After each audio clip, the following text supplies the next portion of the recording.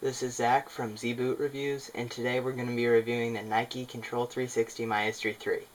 Now before I start with the review, I just want to say sorry for the huge delay between my second video and this one. In that time, I moved, and so I've been really busy with that, and then my soccer season just kept me really busy, and so I wasn't able to get a third video up. And with that said, let's get on to the review. We're going to start with the upper, and I just want to say the upper on this shoe is really, really good. Kangalite 2.0 is one of the best synthetic uppers I've ever felt, and it really does feel like leather. It does exactly what Nike says when they say it's got all the benefits of leather in the touch and the feel and comfort. But it also has the benefits of a synthetic, which is that it doesn't stretch quite as much, and it doesn't take up as much water, and it's actually also really durable. So that was a really nice thing. The one thing that I liked but wasn't quite as durable on the upper was the 3D pass pad on the inside. You can see that's starting to come up right there, and on the other one it actually fell off completely, and I'll show you that later in the review. But it does provide good grip on the ball when you're passing and receiving, and allows you to put more spin on it, but it's still not sticky. It doesn't give you that sticky feel that a lot of people don't like about rubber elements, and so I thought Nike did a really good job incorporating that without giving it a sticky feel that a lot of players wouldn't like. Back to the synthetic, it's got really good padding for a synthetic, which makes it feel more like leather. It almost feels natural. Like, it doesn't quite feel like real leather, but it's about as close as you can get. Because it's got that natural padding, it's got a decent amount of protection. Not amazing, because it's not real leather, and it doesn't have any elements for protection, but it still has a pretty good amount of protection, especially compared to other synthetics. This is also, it also has ACC, which is Nike's All Conditions Control, which Nike claims will allow you to have the same touch on the ball in wet weather as you would when the ground is dry. And it does work to a degree, but I would not say, oh, this shoe doesn't have ACC, so I'm not going to buy it. If you want a different shoe, this is not the reason to get this shoe. It works, but it's not a selling point. Alright, moving on to the insole. It's a good quality insole. It's pretty soft, has pretty good padding. It's got this texture in the forefoot, so which is to help make sure that you don't slip around on cuts. And really, all in all, I've never really had an issue with this insole. Never got much stud pressure from it. There were a couple, like you can see here, maybe, yeah, right there. There's a little bit of a hole developing in the insole, but I looked on the inside of the cleat, and that's actually there's like a little spot where the cleat raises up, and so that's just the inside of the cleat. Nothing wrong with the insole.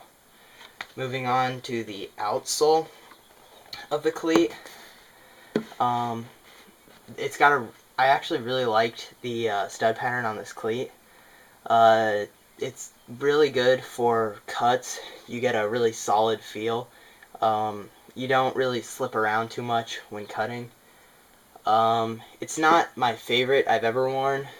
It just doesn't stick quite as well, but you do get a decent amount of maneuverability once you're in the ground, just because of the slightly rounded studs through here, and then even on the heel where they seem to be a bit boxier, they're still a bit rounded on the outside. So you do get some maneuverability even once you're stuck into the ground, and all in all, it's a really good outsole. Moving on to the durability of the cleat.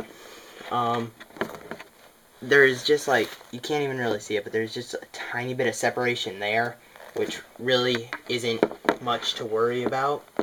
I already showed you on the insole, there's a little bit of a hole developing there, but again, that's not the insole's fault. This is coming off on this shoe, and then if you look at the other one, you can see that it's ripped off completely right there. So that's something that, while the 3D pass pad was kind of helpful, it's not something that, like, once it ripped off, the cleat was broken, because it didn't make that much of a difference on how the cleat felt. It is a bit annoying, like, you pay a lot of money for these cleats, so it's a bit annoying that the elements start to fall off, but again, doesn't really affect that play. And if you're someone who really likes, like, how your shoes look, that would be an issue for you. All in all, it's a pretty durable cleat. I probably got about 5-6 months out of this cleat, which, for compared to some of the other cleats I've had, is really good. And then just for those of you who like to keep your shoes in really good shape, really clean, this shoe isn't that hard to clean. It's a bit dirty right now because I used them pretty recently, but like through here, you can see the dimples on the forefoot, like the outside of the foot.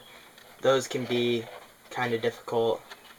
You do get some bleeding of the color off the inside of the shoe onto the tongue. I'll see if I can find a better spot to show you that. Yeah, like right there, you can see the red tongue is starting to turn black. And so there are some things that make it maybe not so nice to look at, but it's not that hard to clean. The staining on the tongue does not come out, but other than that, not really that hard to clean. All in all, I really like this cleat. The CTRs are probably one of my favorite cleats I've ever had. If you're looking for a cleat to buy and just don't know where to go, and you ask me, I would probably say go buy a pair of CTRs, because they're really comfortable. There's not much that is wrong with them. They've got good touch, and they're not going to be a cleat where if you get stepped on once, you're going to be in pain for the rest of the game.